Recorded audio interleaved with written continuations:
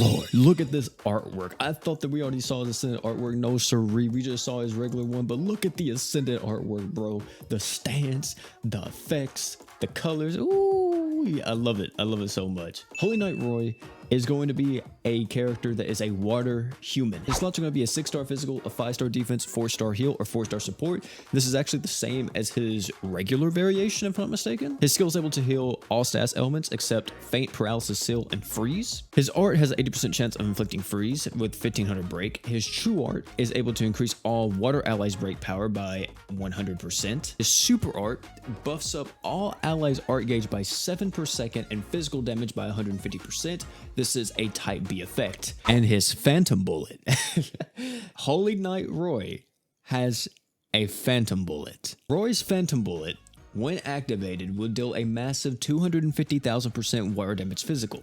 And then for 100 seconds, you reduce the enemy's physical res by 120%. And when you use this for the first time, you increase all allies art gauge by 200. When used the second time, you heal all allies HP by 100%. This isn't everything though, ladies and gentlemen. When he is the leader, at the start of the quest, you increase all allies physical resistance by 50% for 30 seconds. We also have when your own HP is above 80%, you also get 4 arts per second, and he increases his own paralysis resist by 80%. He also has a true weapon, and his true weapon is called True Gladius. This thing buffs up your own physical damage by 50%, and if you're a water unit, you also buff up your own attack by 50%. If it's equipped by Holy Knight Roy, he's going to get an additional 2 arc gauge per second, and at the start of the quest, he increases his own arc gauge by 100%. So I guess over there, they just didn't even care. They just said, yep, Roy, give him a Phantom Bullet.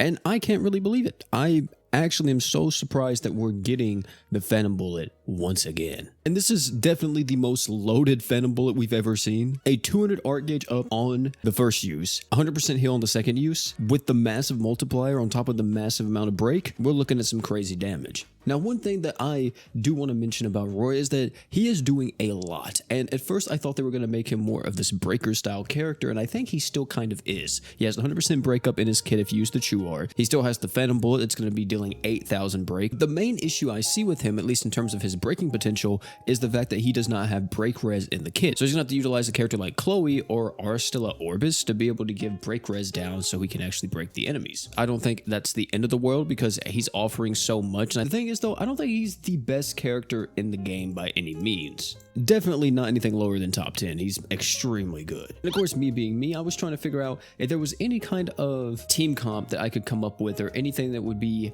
absolutely crazy to utilize alongside this man Roy. Came down to was pretty much any physical damage dealer in this game is going to want to utilize him. And I also want to say too that I wouldn't really consider Roy a archgener on the same level of like War God Finn, Ainz, and all them. The reason being is because for one, he's a type B archgener, and for two, he doesn't really have that good of support slots to kind of utilize his archgenning role. So if you're using this character and you want to utilize the archgen, I would say that you're going to need at least one other archgener on the team that's a lot more supporting than someone like Holy Knight Roy. Definitely the major kicker here is not only just the break res down, but also the type B archgen, because if you didn't have type B archgen, you could use him alongside the new Emperor and just have 17 arts per second, which would be absolutely ridiculous. On top of a pretty strong damage res down, like that would have been dumb. One thing that I didn't really talk about is his nuking potential, and that's going to be off the charts. I'm just going to tell you now, once people find different team comps to utilize that Phantom Bullet, and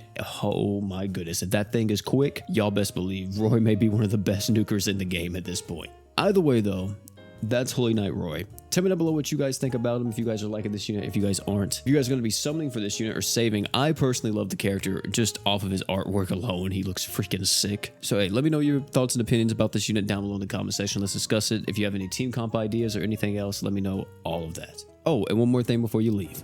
Don't forget to drink water.